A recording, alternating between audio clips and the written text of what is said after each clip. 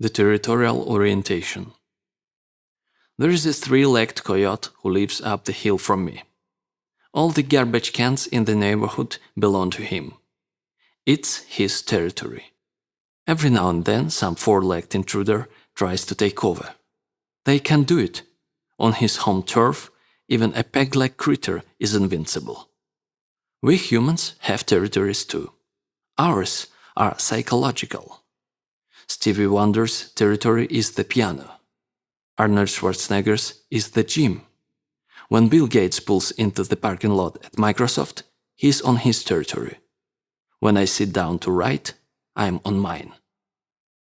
What are the qualities of a territory? First, a territory provides sustenance.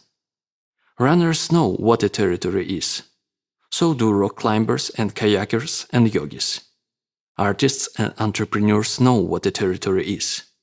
The swimmer who towels off after finishing her laps feels a hell of a lot better than the tired, cranky person who dove into the pool 30 minutes earlier.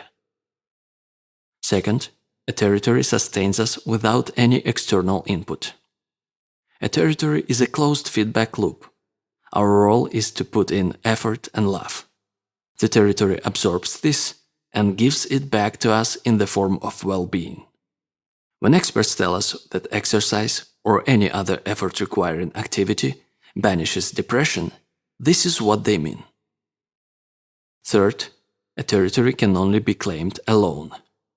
You can team with a partner, you can work out with a friend, but you only need yourself to soak up your territory's juice. Fourth, a territory can only be claimed by work. When Arnold Schwarzenegger hits the gym, he's on his own turf. But what made it his own are the hours and years of sweat he put in to claim it. A territory doesn't give, it gives back. Fifth, a territory returns exactly what you put in. Territories are fair. Every erg of energy you put in goes infallibly into your account. A territory never devalues. A territory never crashes. What you deposited, you get back, dollar for dollar.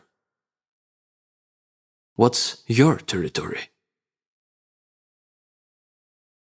The artist and the territory. The act of creation is by definition territorial.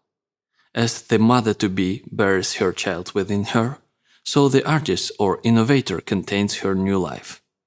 No one can help her give it birth, but neither does she need any help. The mother and the artist are watched over by heaven. Nature's wisdom knows when it's time for the life within to switch from gills to lungs. It knows down to the nanosecond when the first tiny fingernails may appear.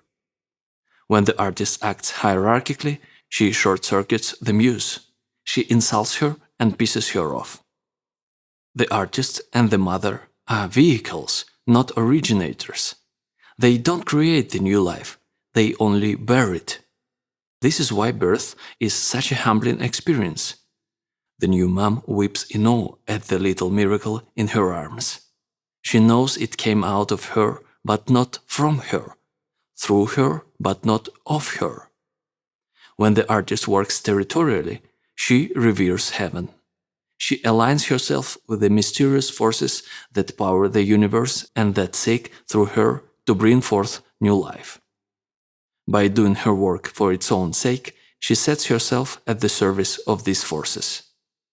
Remember, as artists, we don't know diddly.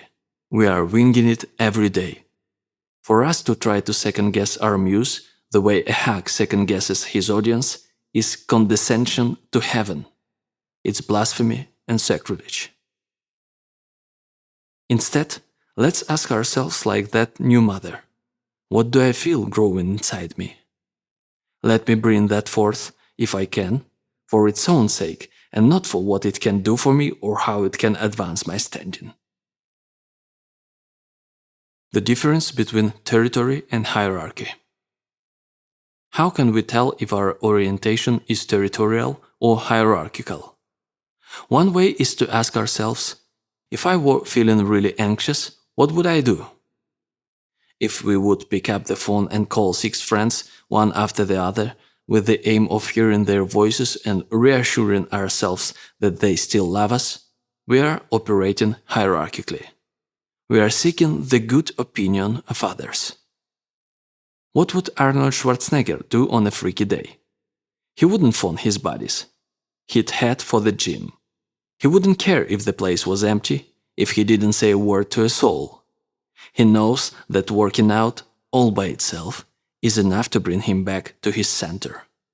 His orientation is territorial. Here's another test.